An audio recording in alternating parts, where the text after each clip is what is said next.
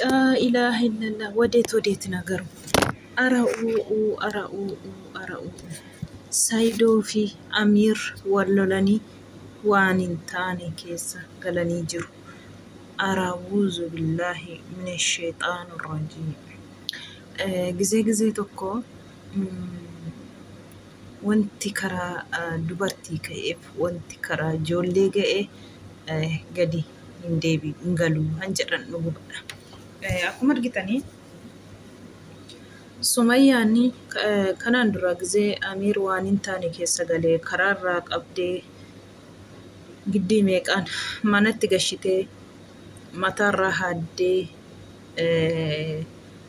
sheekallee bira geessitee itti qaraasistee waan baay'ee gootee jirti jechuudha. Isheen rabbumaaf jetteeti dhugaa dubbachuu yoo ta'e. Isheen garuu rabbumaaf jetteeti sa'aatii kanatti jechuudha. Booda ragaa Amiiris immoo ilaalee waa biraa keessa galee qalabatii gaafatee jira. Akkuma argitanii Sumayyaan sa'aatii sanatti naateellee iddee jirtu wallaalte. Booda mari'annee booda jettee achumaan dhiistee jechuudha gaafa sanaafi. Egaa keessa beektu jedhee yaada. Mubee rabbiillee kana keessa. Amma akkuma argitan egaa mubeen illee kana keessa galeera jechuudha. Rabbiin miskiinaati lafaatee haadha bushaa jirta. Rabbi kana keessa isaa baasu.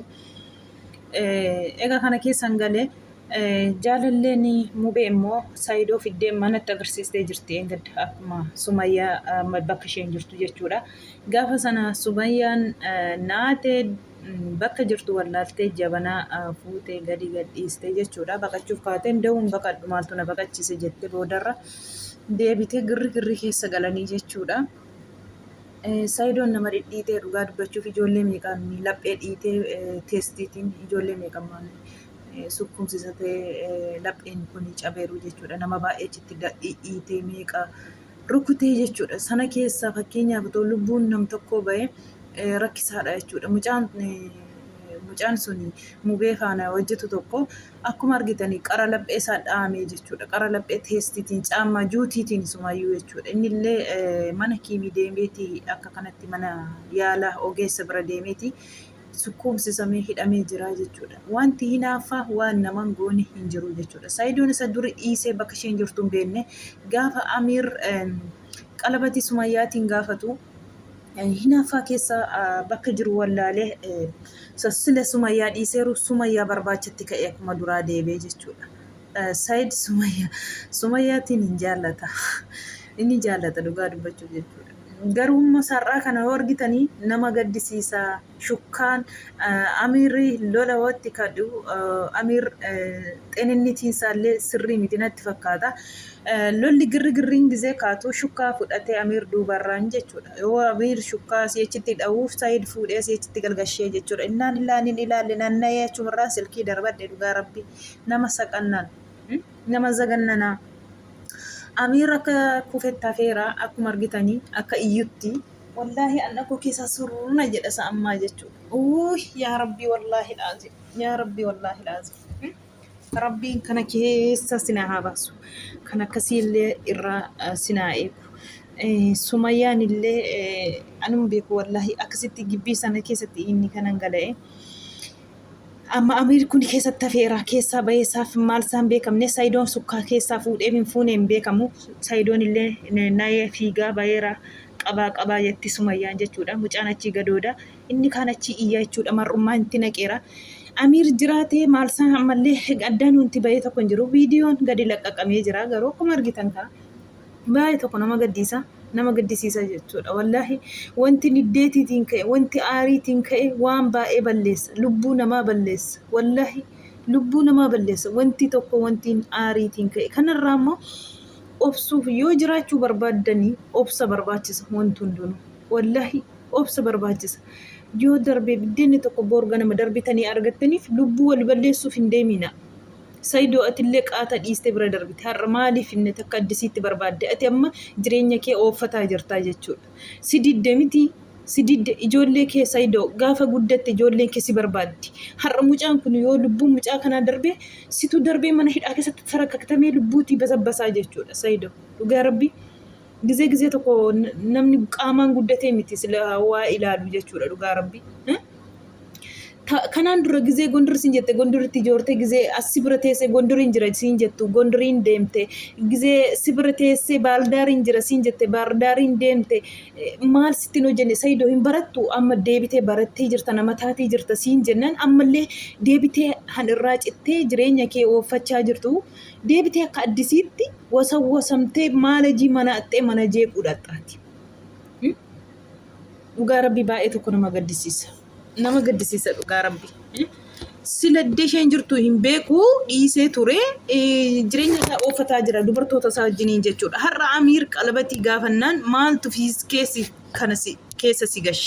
Amma mucaan kun lubbuutiin otoo darbe harka dhiigaa ta'e balbala dhiigaa ta'e yaa rabbi wallaahi kun mucichi ofii hafeera. Mucichi ofii hafeera laata. Maaltu maal ta'e laata lubbuutiin jira moo hin du'e moo nama sagannana dhugaa rabbiin nannee miti ilaaluu sodaadheen annaayee kufee silkii of harkaa darbadhe ani silkii of harkaa darbadhe naasuu guddina dhugaa rabbii isan achii gadoodu tuntiniin agarsiisneesuma gadoodu bichaadha utuubiin illee adaba jechuudha warri utuubii qarrasaa jirullee utuubiin bakka sana agarsiisnaan hin adaba. Yaa rabbii baay'ee tokko nama gaddisiisa wallaahi jireenya ishee ammam jiraatuuf namni wal dadhabee namni wal nyaatee yaa rabbii koo maaltu dhufaa jira wallaahi nama sagannana Saidootillee jireenya keerraa baddee ijoollee jettu kanarraallee ijoollee kanarraallee qalbii miti mana darbamtee mana hidhaa buute Saidootis mucaan kun har'a waa takko taana wayi lubbuutiin darbinaan atis Sumayyaanis wallahi nama gaddisiisa. Shukkaan sun keessaa bahee keessa jira wanti beekamu hin jiru.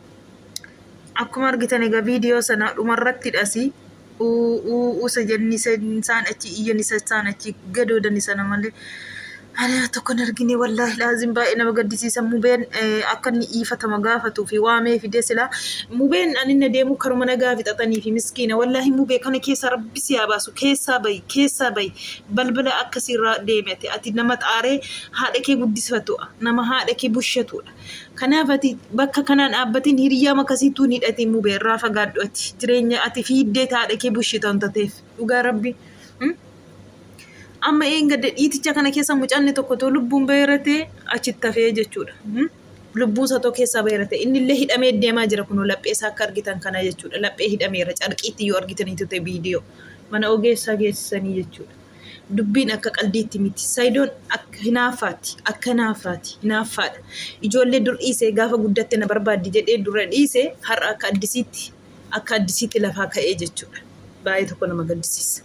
Nikaan narraan qabduu jette waggaa lama geenya irra nikaan kee narra hin jiru bu'ee jira jetti isheen ummatti sitti deebi'uu hin qabu jetti nama gaddisiisa maalumaaf iyyuu dhugaa rabbi annannee naasuu guddina dhugaa rabbi eddeen jiru wallaahi naasuu haimee faallee dhufanii jiru beekii illee dhufaniiru beekii irratti illee asmaarittiin dhuftee jirti jarallee argee dhugaa rabbi danaggaxamee manuma waraabne dhugaa baay'ee tokko nama gaddisiisa. Nama jibbisiisa. Inni ulfaata wanti hin duru akka laaltan kana miti dhugaa rabbi nu haa laafisu. Rabbi illee kana keessa si haa baasu akka itti galteetti Saidoo baay'ee ulfaataadha dhugaa rabbi baay'ee tokko ulfaataadha.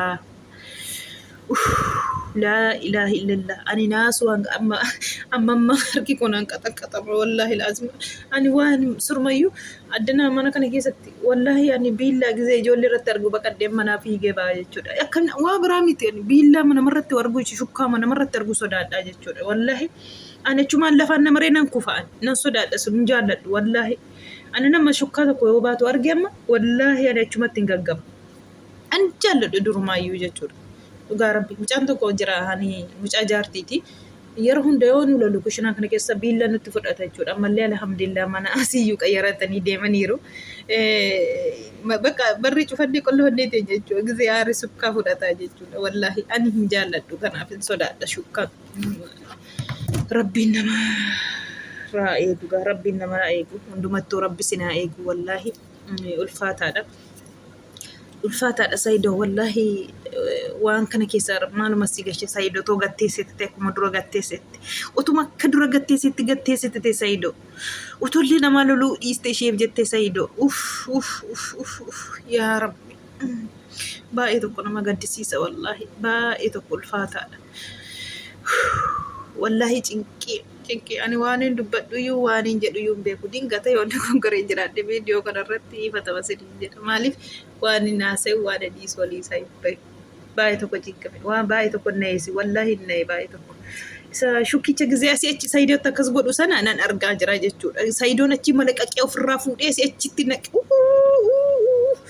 Ani hin beeku garuu mi'a antini handhuurarra yoo ta'e rakkisaadha. Shukkaan sun keessaa baay'atee keessaan fuudhamne teef maaltu beeka wallahi Saayidoon na'ee fiigaa jira. Innaa lillahi wa innaa ilayhi raaji'uun yaa Rabbi gooftaa guddaa hin ulfaata wallahi. Waan tokko baqa nagumaatiin otoo walirraa deeman yoo waliin barbaanne karaa nagaa karaa seera qabeessa walirraa yoo dhiistan yoo sin barbaanne Saayidoo yoo dhiiste ati dubartoota wajjiniin hoo jirta maalumatu kana si dhaqate Saayidoo laffaate aarsaa kaffalaa turte.